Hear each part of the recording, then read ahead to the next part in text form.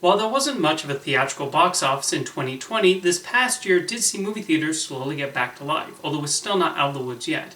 While action movies, and to a certain extent horror movies, appeared to return to numbers similar to what they were doing before the pandemic, adult dramas and family films were severely impacted. And much like in 2020, studios continue to experiment with their release strategies. When I made this video last year, I did not go by order of the studio's market share, as there wasn't any point. This time, I will be returning to looking at their performance in that order.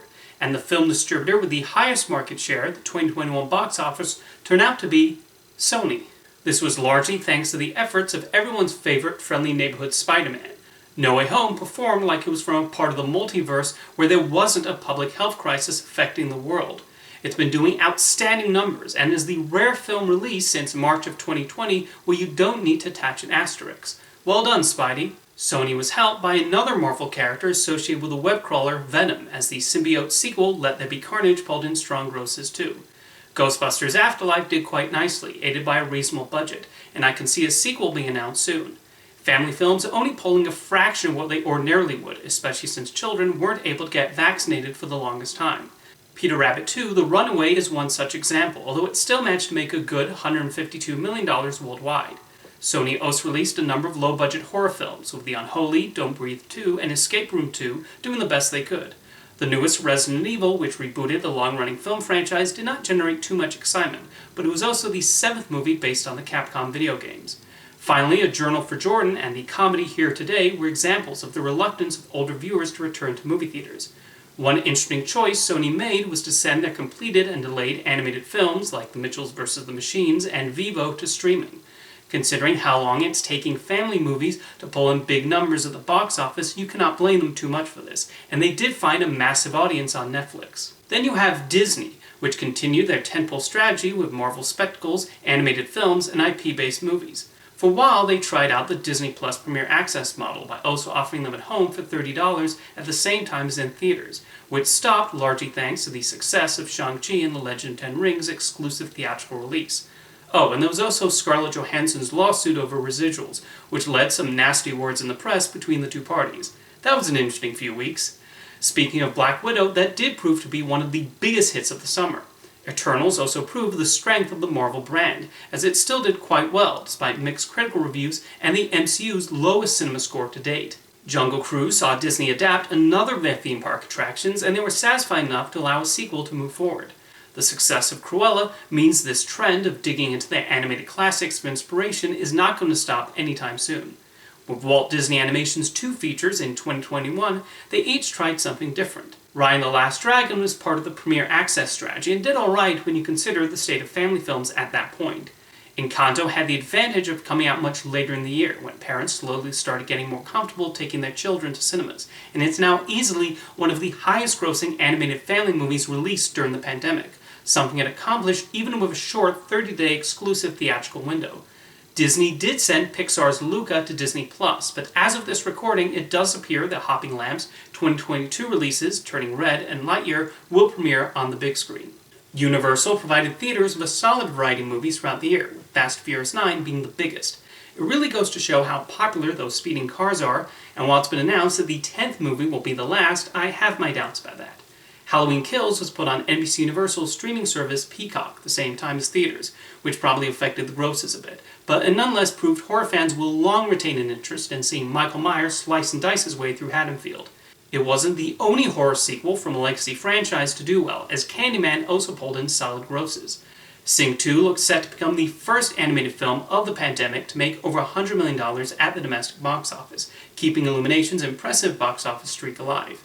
Families love the movies produced by Chris Meledandri, and that certainly bodes well for Super Mario Bros. And the long-delayed Minions: The Rise of Gru this year.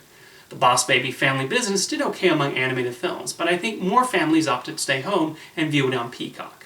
M. Night Shyamalan continued his strategy of self-financing his horror movies with Old. Its premise of a beach that ages people certainly got it quite a bit of attention that I imagine helped the flick at the box office. The Forever Purge did alright, all things considered, and while it was originally going to be the final movie in the franchise, Blumhouse has announced 6 entries in development. The action movie Nobody also found an audience in the spring. Spirit Untamed was one of the lowest-grossing animated films in the year, but it was a lower-budget DreamWorks movie, so they likely weren't hurt too badly by it. And finally, there's Dear Evan Hansen. Ben Platt said the movie would not have been made without him in the lead role, but the audience not buying him as a high school student probably affected any potential credibility it had. I should also mention that while MGM released the James Bond movie No Time to Die in the United States, Universal Pictures handled the distribution in the rest of the world. The massive success of that movie is an example of the amazing longevity of the famous secret agent. And with Daniel Craig officially retired from the role, it will be interesting to see who will become the next 007. Warner Brothers went for a curious approach by putting their films on HBO Max the same time as in theaters. This was primarily restricted to the United States, but the rest of Hollywood still kept a watchful eye on this. Early in the year, it actually made sense to do this, and theater owners briefly put away their grievances with streaming by welcoming Godzilla vs. Kong with open arms. The theatrical success of that kaiju blockbuster definitely helped make studios a little less scared of releasing their big-budget movies in 2021. Especially impressive when you consider the previous film, Godzilla King of the Monsters, was not a particularly big hit when it opened in pre-pandemic times. WB's other big success story was Dune. This was considered a rather risky film. The book is highly regarded among science fiction fans, but David Lynch's adaptation was a flop.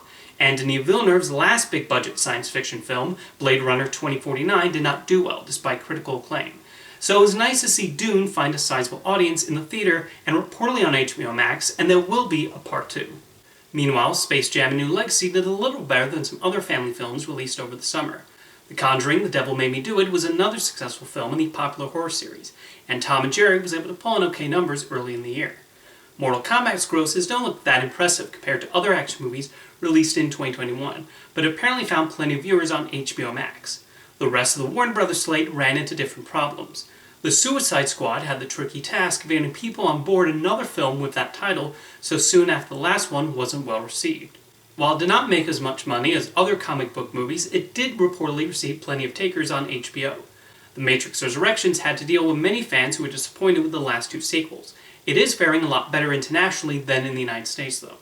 Older viewers are the most hesitant to return to movie theaters, and that definitely affected the grosses on the musical In the Heights, Clint Eastwood's Cry Macho, the sports biopic King Richard, the forest fire movie Those Who Wish Me Dead, and the thriller The Little Things. Judas and the Black Messiah was released too early in the year to make an impact on theaters, but its Oscar success probably gave it some extra attention on streaming.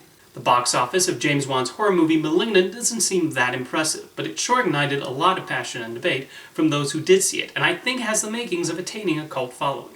The Sopranos movie, The Many Saints of Newark, was targeting an audience already used to seeing these characters on HBO, so I was not surprised at all that the television show fans decided to stay home to watch it. And I don't think many people even knew the science fiction movie Reminiscence existed. This was an interesting experiment on Warner Brothers' part, and it certainly helped in making more people aware of HBO Max. However, I can also understand why they're returning to exclusive theatrical releases in 2022. Paramount ranked 5th in market share, but that's mainly because they only opened 4 movies in wide release, as some films went to streaming services and others were delayed. However, what few films the Mountain did give us were quite noteworthy. A Quiet Place Part 2 was their big hit, as the goodwill from John Krasinski's first horror movie compelled people to catch up with the Abbott Family and those noise-hating monsters. Clifford the Big Red Dog got a same-day release on Paramount Plus, and they were clearly pleased with the Giant Pooch's box office grosses and streaming numbers, as they excitedly announced a sequel is in the works.